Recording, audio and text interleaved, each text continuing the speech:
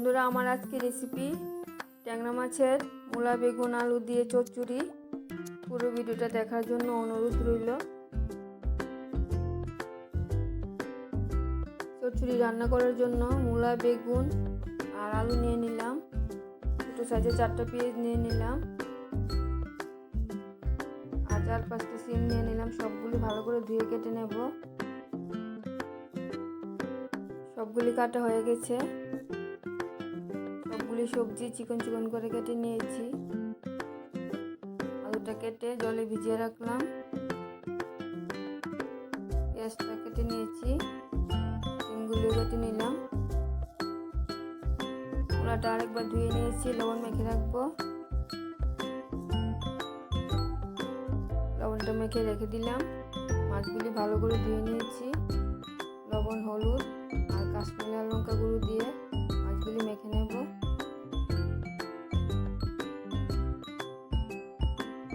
ট্যাংরা মাছগুলি মাখা হয়ে গেছে। কড়াইতে সরিষার তেল দিয়ে দিলাম।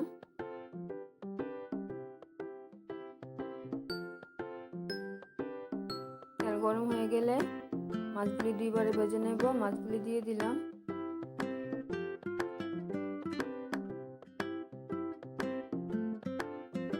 মাছগুলি উল্টে দিচ্ছি।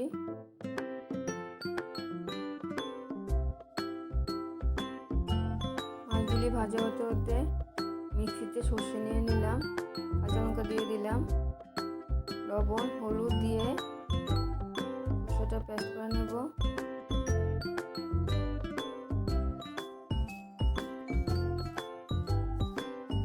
এদিকে মাছগুলিও ভাজা হয়ে গেছে, নামিয়ে নেব।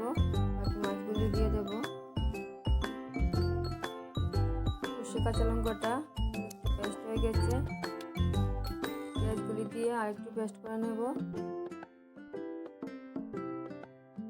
সবকিছু পেস্ট হয়ে গেছে। বাকি মাছগুলিও ভেজে নিলাম। সবগুলি মাছ ভাজা হয়ে গেছে। লবণ মাখার পরে মুড়ো থেকে কতগুলি জল বেরিয়েছে, সবগুলি চিপে নেব। জলটা ফেলে দেব।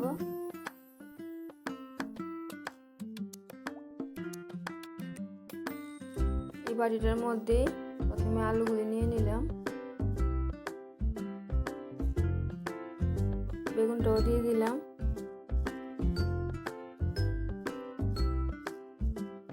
সিমগুলিও দিয়ে দিলাম।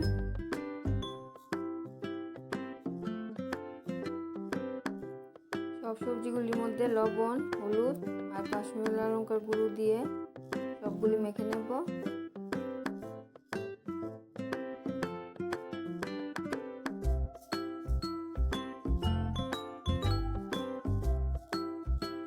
মুলোটা দিইনি, কারণ মুলোর মধ্যে আমি লবণ মেখে রেখেছিলাম।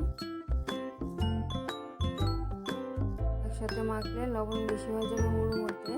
তারপরে দেব। সবগুলি মেখে নিলাম। সর্ষে কাঁচা লঙ্কা পেঁয়াজের পেস্টটা দিয়ে দিলাম।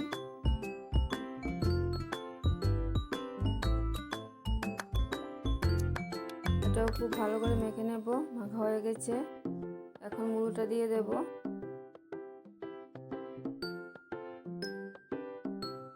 সবগুলি মুলো দিয়ে দিলাম। অল্প সরিষার তেল দিয়ে একসাথে মুলোটা মেখে নেব।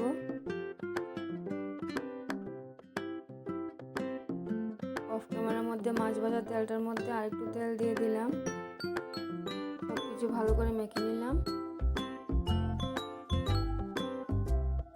ফোড়নের জন্য নিয়ে নিলাম কালো জিরে। তেলটা গরম হয়ে গেলে কালো জিরে ফোড়নটা দিয়ে দিলাম।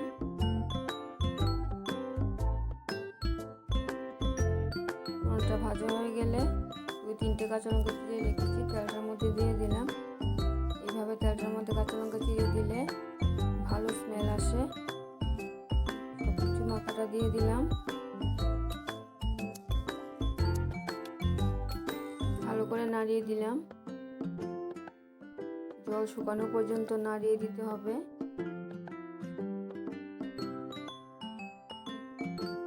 আমার এই রেসিপিটা যদি আপনাদের ভালো লেগে থাকে তাহলে আমার চ্যানেলটাকে সাবস্ক্রাইব করে আমার পাশে থাকবেন।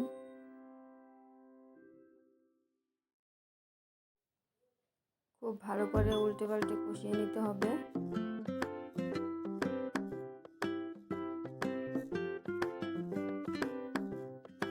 একদম অনেকটাই কষানো হয়ে গেছে। সামান্য জল দিয়ে দিতে হবে, গরম জল দিয়ে দিলাম।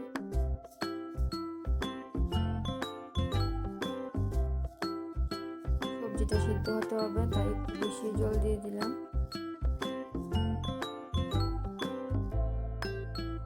আর একটু লবণ লাগলো, দিয়ে দিলাম।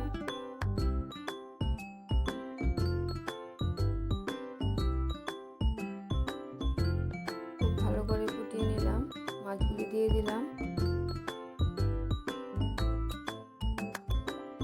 হালকা করে মাছগুলি মিশিয়ে নিলাম।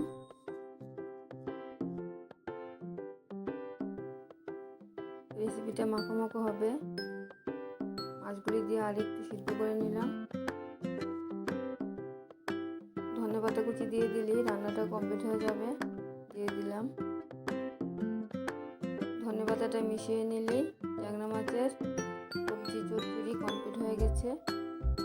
দেখা হচ্ছে পরের ভিডিওতে। সবাই ভালো থাকবেন, সুস্থ থাকবেন। ধন্যবাদ সবাইকে।